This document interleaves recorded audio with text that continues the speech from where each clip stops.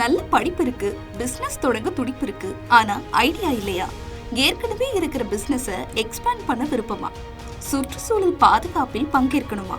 உங்க எல்லாருக்குமே ஒரு சூப்பர் சான்ஸ். ஆகஸ்ட் 8, 9, 10 நடைபெறும் கோவை சுதேசி மேளாவில் கலந்துக்கோங்க.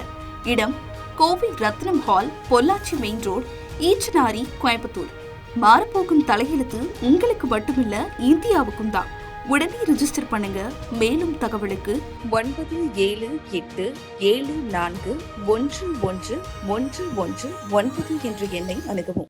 இந்து ராஷ்டிர சபா மாநில தலைவர் மீதான வழக்கை ரத்து செய்ய கோரி மதுரை காவல் ஆணையர் அலுவலகத்தில் இந்து அமைப்பினர் மனு அளித்தனர். இந்து ராஷ்டிர சபாவின் நிறுவன தலைவர் கிருஷ்ணகுமார் மீது பொய் வழக்கு பதிவு செய்துள்ளதாக குற்றம் சாட்டிய அவர்கள் வழக்கை ரத்து செய்யுமாறு மனுவில் கோரிக்கை வைத்தனர்.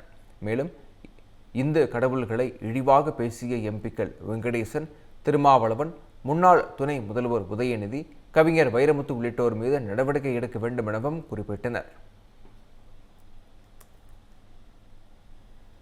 ஏறக்குறைய ஒரு 50 ஆண்டுகளாக இந்து மதத்தை வசப்பாடின திமுக மேலே, விடுதலை சிறுத்தை மேலே, எல்லார் மேலேயும் 50 ஆண்டுகளாக புகார் கொடுத்துருக்கோம். அது மேலெல்லாம் காவல்துறை பதிவு பண்ணலை. இப்போ கடந்த கிருஷ்ணகுமார்னு சொல்லி அவங்க ஃபேஸ்புக்கில் ஒரு கருத்து போட்டான்னு சொல்லி எஸ்எஸ் காலனி போலீஸ் ஸ்டேஷன் சேர்ந்த முருகனுங்கிற அந்த எஸ்ஐ கிருஷ்ணகுமார் மேலே வழக்கு போட்டிருக்காங்க. அதை வன்மையாக கண்டிக்கும். வழக்கை ரத்து செய்ய வேண்டும் என்று வேண்டுகிறோம்.